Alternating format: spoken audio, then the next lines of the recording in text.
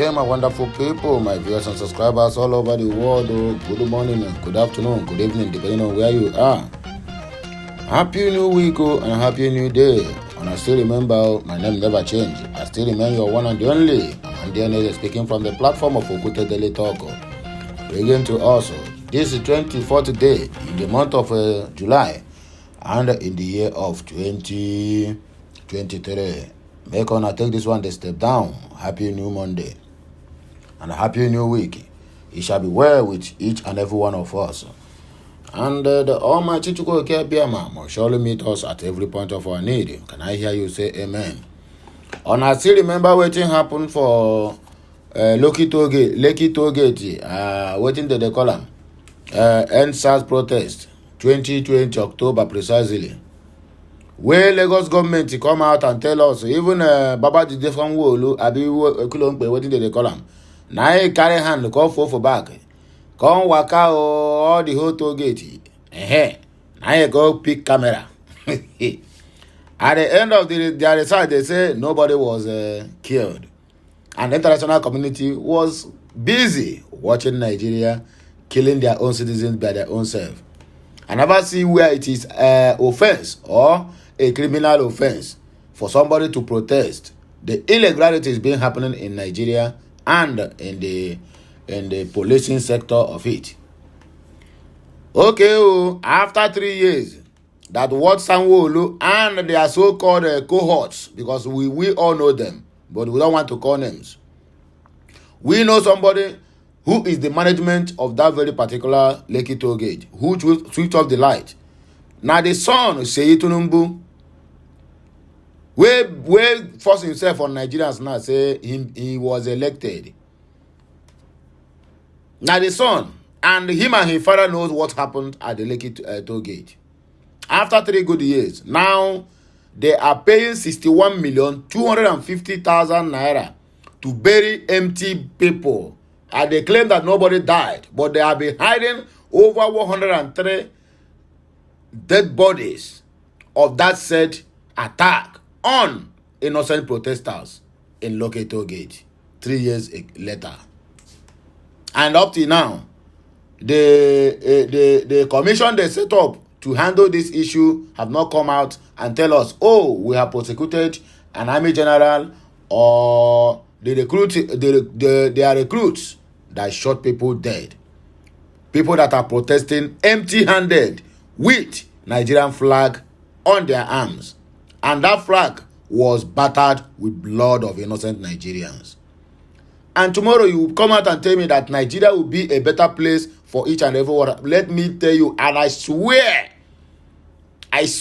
by the forefathers of this country called Nigeria, that this country can never, I repeat again, can never be good again.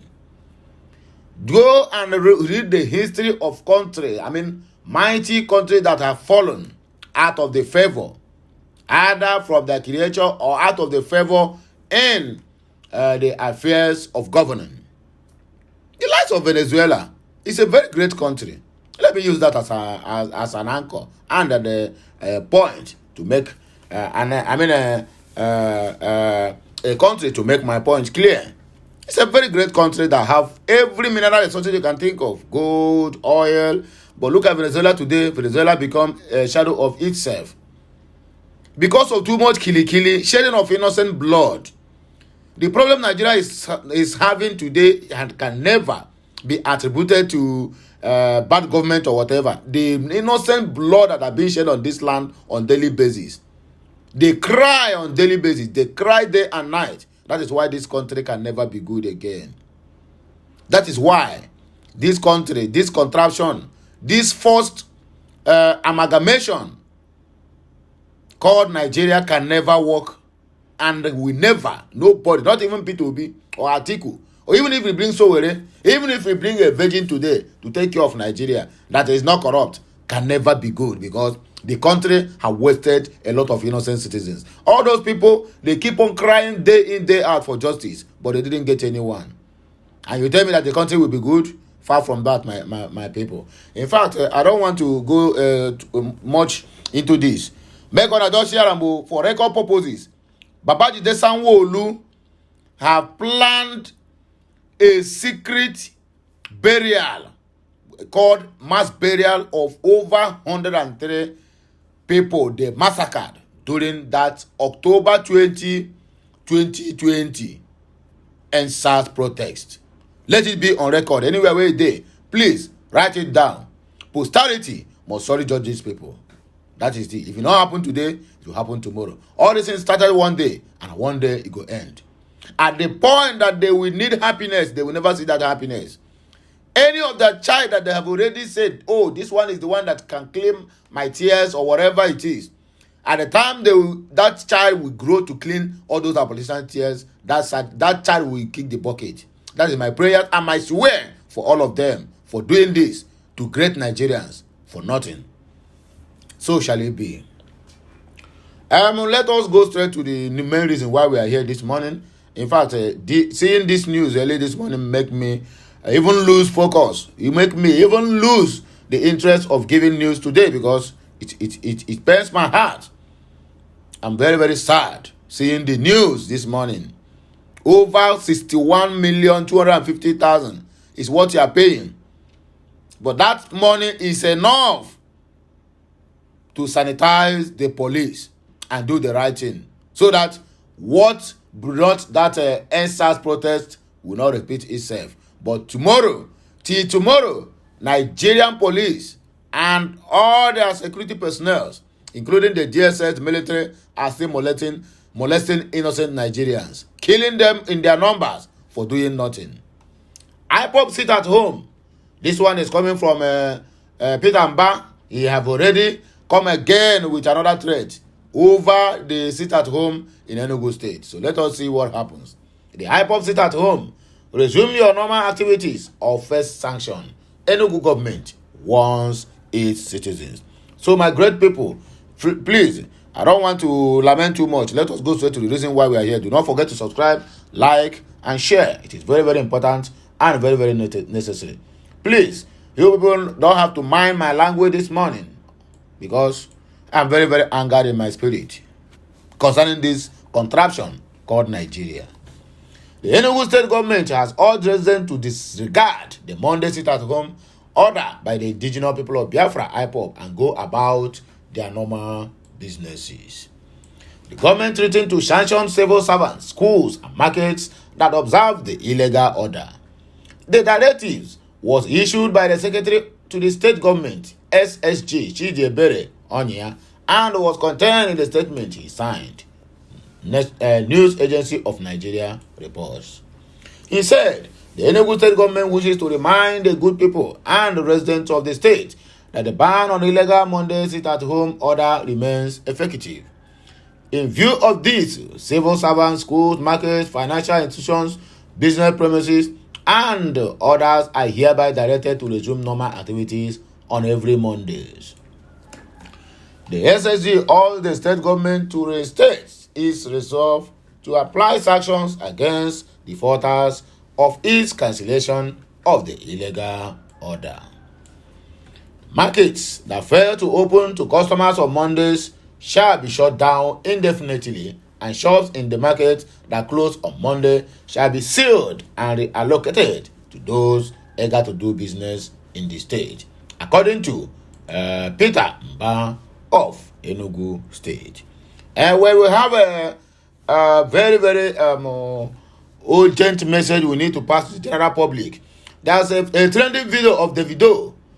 I think the Muslim pick offense over either the way he do the video or what he sing in that music. I never seen the music and I've never listened to it. And I've never watched any of attire or what happens at that very video. Now, the so-called Muslim community is now up against the video. That what the video did is an insult to Muslims. I think it is high time we separate this country, let the Muslims live separate and let the Christians live separate so that peace can reign. That's my own advice.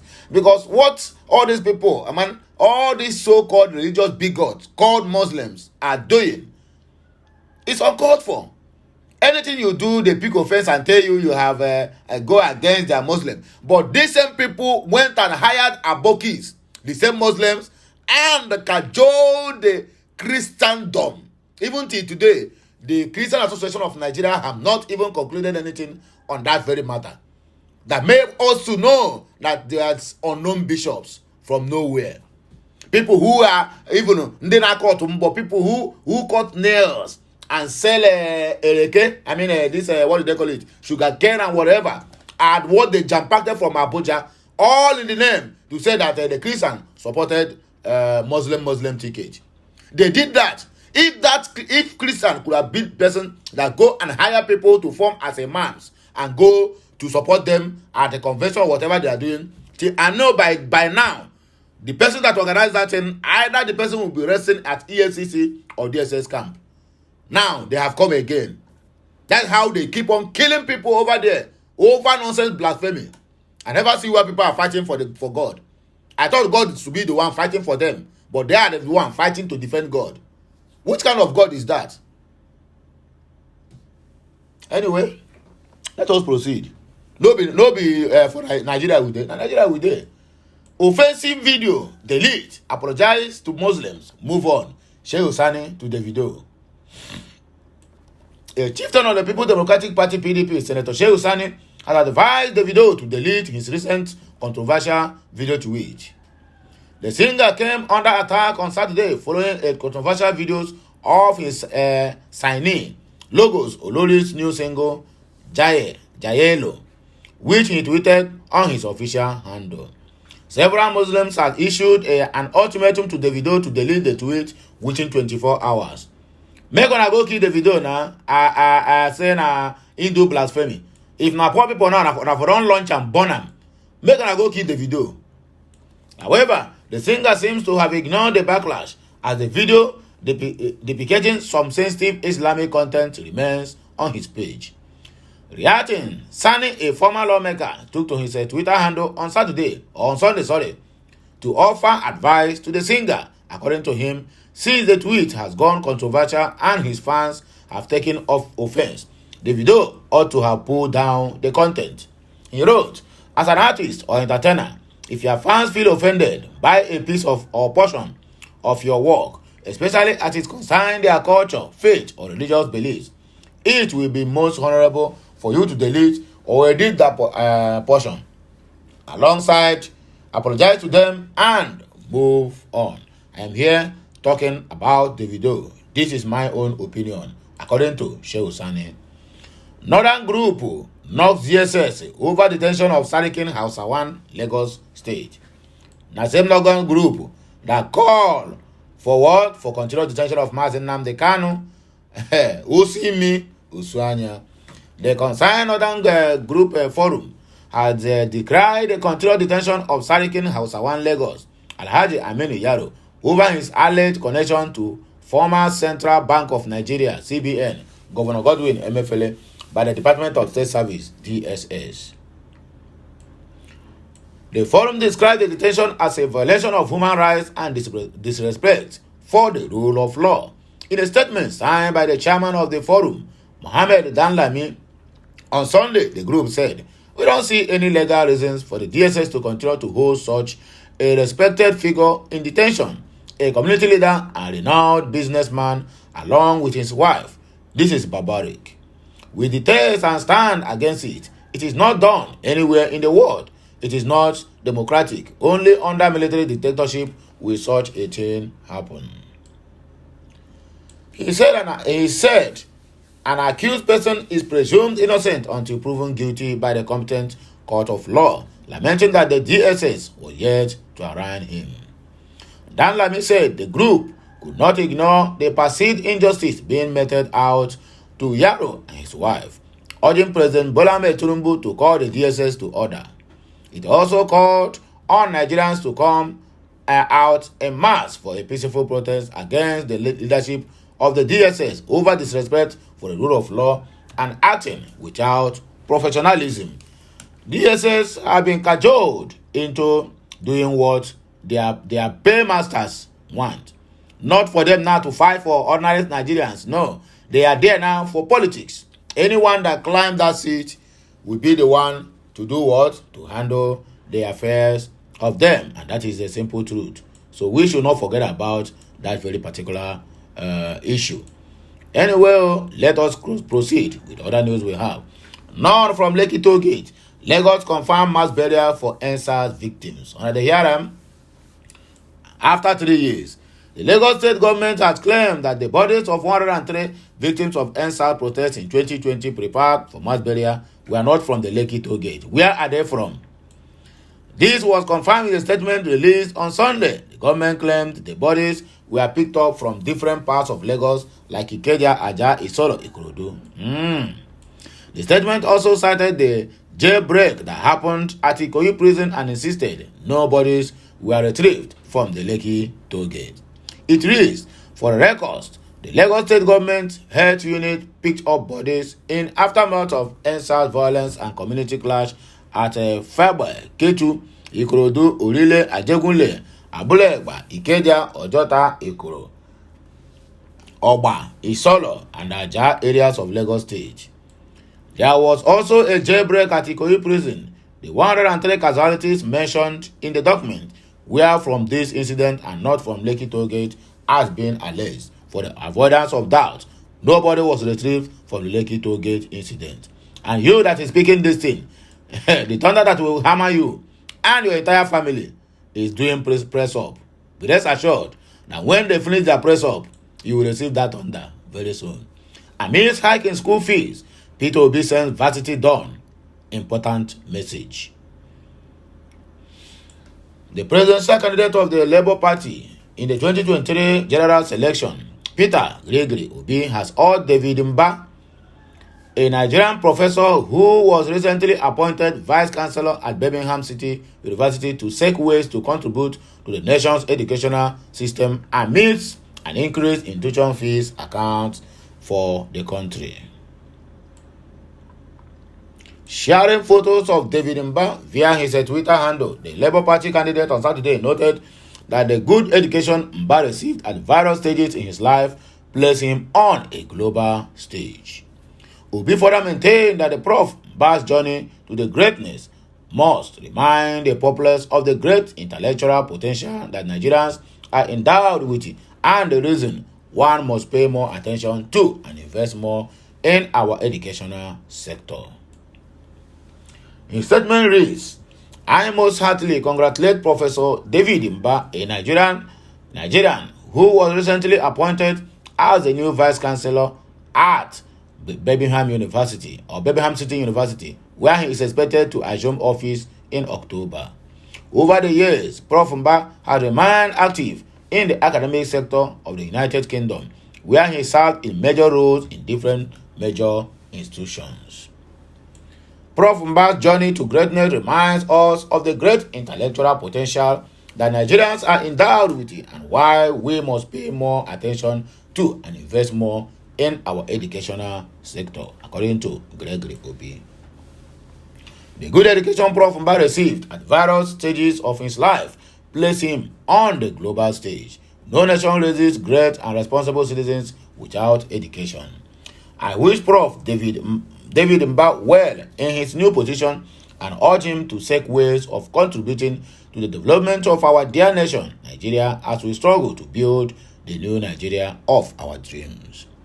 Recall that the Federal Ministry of Education announced the increase in Unity School tuition in a memo issued from the Office of the Director of the Senior Secondary Education Department, which was signed by its Director, Hajia Binta Abdul Kadiri.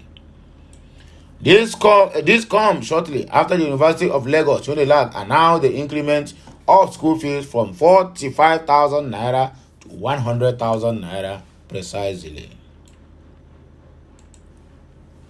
Alleged NSAS mass burial, Ezekwesili demands answers from Sanwo-Olu. A former Minister of Education, Obiageli Ezekwesili, has demanded an urgent response from the Lagos State Governor, Babajide Sanwo-Olu, over a document circulating online concerning the controversial NSAS protest. The demand had alleged that Sanwo-Olu approved the mass burial of 103 protesters who were claimed to have been massacred by joint force of the Nigerian Army and the police during the 2020 October mass protest against police brutality tagged EndSARS. The document, which has gone viral online, surfaced almost 3 years after the government had denied there was brutal killings of unarmed protesters who were waving the Nigerian flag and chanting the national anthem when the military allegedly opened fire on them at the Lekki toll gate. In a series of tweets on Sunday, via her verified Twitter handle, the former minister questioned if the governor actually knew the state had a record of 103 dead bodies from the EndSARS shootings, demanding for an urgent response to that effect. Ezekwesili, in a separate statement, also claimed that the nation's public leaders have reduced the dignity of human life to zero, describing it as the most wickedest thing they have done to the citizens of their own country. She added that she trembles at the number of investigations that the citizens would expect sensible government to launch at all levels of government in the near future. She wrote, Mr. Governor follow last at Babajide Sanwo-Olu, here is a document that has been going viral on social media stating that your government procured service for mass burial of 103 corpses killed during the EndSARS protest. Is this so? Mr. Governor actually knew the state had a record of 103 dead bodies from the EndSARS shootings. We need your urgent answer. I often shudder at the sheer number of inquisitions that citizens will be in good future, except sensible government at federal and state levels to launch all over this country. The wickedest thing Nigerians variant of public leaders have done to citizens is to reduce the dignity of human life to zero. They shall someday surely account for it, if not on earth, in heaven before the creator of life, according to Obi Ezekwesili. Making Obi our presidential candidate regrettable. Apapa's faction. This one is coming from Mbah, if I'm not mistaken. The Lamida Apapa's faction of the Labour Party has lamented over the choice of Peter Obi as its presidential candidate in the 2023 election. The faction said the party made a mistake by favoring Obi as its presidential candidate. The faction noted that Obi lied federally to the Presidential Election Tribunal over some electoral documents from the Independent National Electoral Commission. This was contained in a statement signed by its suspended National Publicity Secretary Abayomi Arabambi to celebrate Obi's 62nd birthday. According to Arabambi, the National Working Committee of the Labour Party facilitates with its popular presidential candidate, Mr. Peter Gregory Obi, on his 62nd anniversary. In wishing him well, we want him to state that we regret failing him on the platform of the party in the light of recent developments, particularly actions that undermine the discipline the Labour Party has been known for. The Lamida Apapa led National Working Committee of the party hereby charges the celebrant to, on his occasion of Thanksgiving to God, to be reflective of the Nigerian interest which he seeks to serve. It is indeed worrisome that even though he went for the presidential election tribunal as a non-member of the Labour Party and lied severally that there was a time they issued a subpoena to INEC for all those documents and maintained that they were unable to pay all the documents they said to tender, kicks regrets in our party stakeholders, according to Abayomi Arabambi's faction. Subsidy endure Tinubu repositioning the country. Akpamo Festus tells Nigerians, endure. Are you sure you are enduring? But you have mansions all over the world. What have you sacrificed so far? San, senior advocate of Nigeria with empty brain. Festus Akpamo, immediate past minister of state for labor and employment, on Saturday sent a message to Nigerians amid the hardship they are facing. Akpamo urged Nigerians to endure the pains of the step President Tinubu is taking to reposition Nigeria. He said Tinubu was repositioning Nigeria into a better, healthy, and vibrant economy.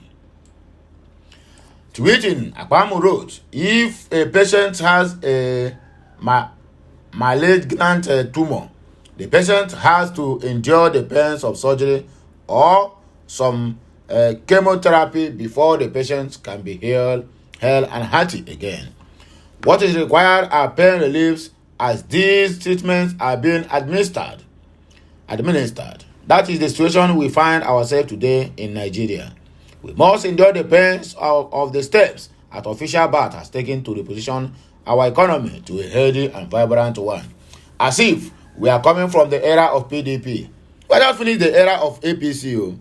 So are you trying to tell us that the past 8 years have been nonsense, and yet you people keep on defending what is not defendable? Now God, I go judge all of you now. The entire world has acknowledged this. The pain relievers are exactly what the National Economic Council has recommended for implementations, according to Festus Akpamu. Tinubu, the list you are waiting for will be filled with recycled old religious and ethnic bigots, according to Kenneth Okonkwo. Veteran actor, politician Kenneth Okonkwo had predicted that the ministerial list of President Bola Ahmed Tinubu will be filled with political loyalists and jobbers. Nigerians report that the president is expected by law to favor or to forward the list of the ministerial nominees to the National Assembly 60 days from the date he takes the oath of office. The administration of Tinubu was inaugurated on May 29 when the former President Muhammadu Buhari handed over the mantle of leadership to him. Going by the constitutional provision of the 60 days, the president is left with about 6 days to constitute his cabinet. Speaking on the much-awaited list via a post on Twitter, Okonkwo expressed his lack of confidence in Tinubu's choice of candidates. He opined that the proposed minister will be recycled old religious and ethnic bigots whose only qualification will be their ability to rig elections. He wrote, waiting for the ministerial list, you will see a list of political loyalists and political jobbers, recycled old religious and ethnic bigots whose only qualification will be their ability to rig elections for the failed, insensitive party in power. Can the rubber stamp National Assembly? Check this perfidy, your guess is as good as mine, according to Kenneth Okonkwo. Tinubu can't be Nigeria's president with Guinean citizenship. Atiku tells election petition tribunal. The counsel to the presidential candidate of the People's Democratic Party, Atiku Abubakar, has urged that the President Tinubu alleged criminal conviction and his dual citizenship are enough reason for the Independent National Electoral Commission, INEC, to disqualify him. Atiku's lead counsel, Chris Uche-San, while replying to the Tinubu, whose lawyers recently told the Presidential Election Court sitting in Abuja that Atiku's tendered an expired Guinean passport allegedly belonging to Tinubu to seek the latter's disqualification as president, maintained that Section 137 of the 1999 Constitution does not allow a person aspiring to be Nigerian president to acquire citizenship of another country. Recall that Tinubu's team, led by Chief Wole Olanipekun, SAN, did not concede or deny that the president had dual citizenship in their written address. Nevertheless, Olanipekun argued that even if a Nigerian holds dual citizenship, the laws of the land does not stop a person from vying for office of the president. Olanipekun had told the court that Atiku planned to embarrass his client with an expired document. This comes after Chris Uche-San on June 25 presented Atiku's 27th witnesses, Barrister Mike Enehoro, Ekpa, to prove that Tinubu was a dual citizen of Nigeria and the Guinea period to the polls, among other allegations.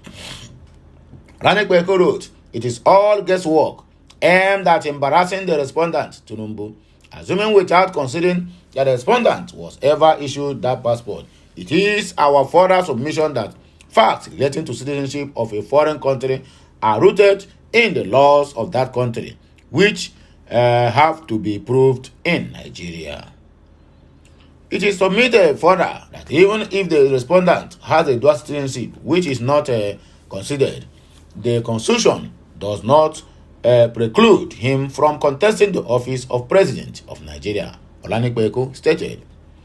Replying to Olanipekun on that, Uche insisted that with respect to the acquisition of citizenship of Guinea, it remains the case of petitioners that President Tinubu is not constitutionally permitted to acquire the citizenship of Guinea. Uche further urged the Presidential Election Petition Court to disqualify Tinubu on the grounds of provision of Section 137, Subsection 1 and Subsection A of the Constitution of the Federal Republic of Nigeria in 1999 as amended. It's very specific. A president of a country, as a symbol and embodiment of the country, cannot be allowed to declare allegiance to another country, which is the implication of acquiring such a country's citizenship.